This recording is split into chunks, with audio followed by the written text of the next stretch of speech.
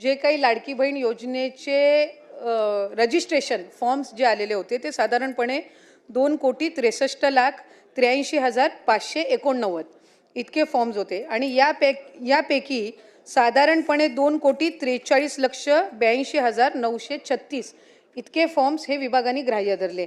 ज्या आकडेवारीचा 26 लाखाचा आपण उल्लेख केला ती क्रॉस व्हेरिफिकेशनसाठी माहिती व तंत्रज्ञान विभागाकडून ज्या आकड्यांचा आपण उल्लेख केला ती आमच्याकडे विभागाकडे प्राप्त झालेली होती। साधारणपणे महिला व बालविकास विभाग म्हणून आणि सर्वच सन्मान्य समोर बसलेले वरिष्ठ सदस्य आहेत, अनेक वर्ष त्यांनी सुद्धा मंत्रिमंडळामध्ये वेगवेगळ्या खात्यांमध्ये काम केलेलं आहे। एखादा विभाग ज्या वेळेला एखादी योजना आणतो त्यावेळेला दुसऱ्या विभागाच्या डेटाचा त्यांच्याकडे ॲक्सेस नसतो, तो आपल्याला त्या विभागाकडून मागवायला लागतो। उदाहरणार्थ मुख्यमंत्री लाडकी बहीण योजना ही महिला व बालविकास विभागाकडून राबवली जाते। नमो शेतकरी योजनेचे जे लाभार्थी आहेत यांचा लाभाचा डेटा जो आहे तो कृषी विभागाकडे असतो। तो आम्हाला साधारणपणे जानेवारी महिन्यामध्ये प्राप्त झाला आणि त्याच्यात आम्हाला लक्षात आलं की नमो शेतकरी आणि लाडकी बहीण योजनेचे काही कॉमन लाभार्थी आहेत। मग त्याच्यामध्ये त्यांना 1000 नमो शेतकरीचा लाभ मिळतो आणि वर्षे 500 जे आहेत ते लाडकी बहीण योजनेतनं मिळतात।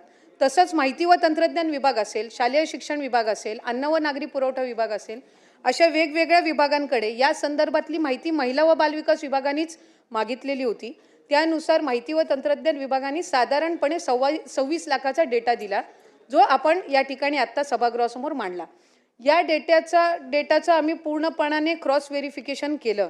क्रॉस व्हेरिफिकेशन करत असताना साधारणपणे त्या 26 लाखापैकी 4 लाखापर्यंतच डेटा असा होता की ज्याला रिवाइज स्क्रुटिनीची गरज होती। बाकी सगळे जे होते हे पात्र लाभार्थी होते, त्यामुळे त्यांना त्या पद्धतीने लाभ सुरू आहे। आता आपण जे काही शासकीय ह्यांच्या संदर्भामध्ये आपण विचारलं 8,000 जे आपण बोगस विचारले, तर ते 8,000 बोगस नसून ते 8,000 शासकीय कर्मचारी म्हणजे प्राथमिक आरोग्य केंद्रांमध्ये किंवा वेगवेगळ्या शासकीय ज्या काही आपल्या नोकरी असतात त्याच्यामध्ये काम करणारे आणि नियमानुसार ते तशा पद्धतीने लाभ घेऊ शकत नाहीत।